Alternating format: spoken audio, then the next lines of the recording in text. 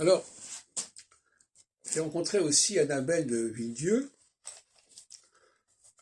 qui m'a laissé sa carte d'ailleurs.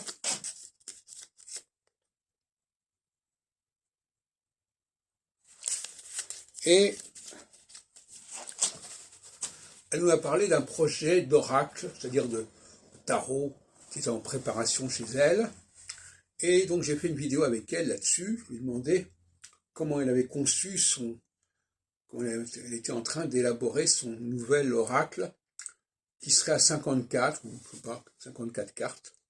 Je lui ai dit plutôt, ça serait plutôt 56, puisque le tarot, l'arcane mineur, c'est 56, et que 56, c'est un chiffre très important, puisque c'est 2 fois le cycle du Saturne. Enfin, peu importe.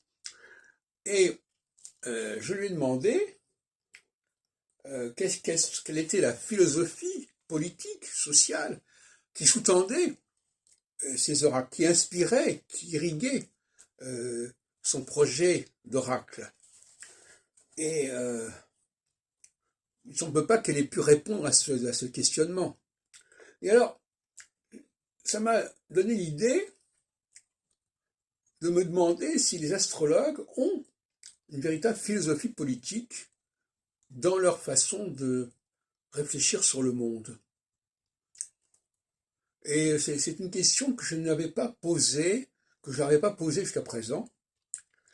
D'où ils sortent leur connaissance, leur anthropologie, leur sociologie, leur psychologie, d'où vient-elle, en dehors de la question de la mythologie, qui évidemment est un sujet, en dehors de la question de l'astronomie, qui leur en donne des cycles, mais tout ça est un peu désordonné et un peu incohérent.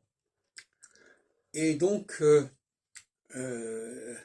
j'aimerais bien faire une enquête là-dessus, à savoir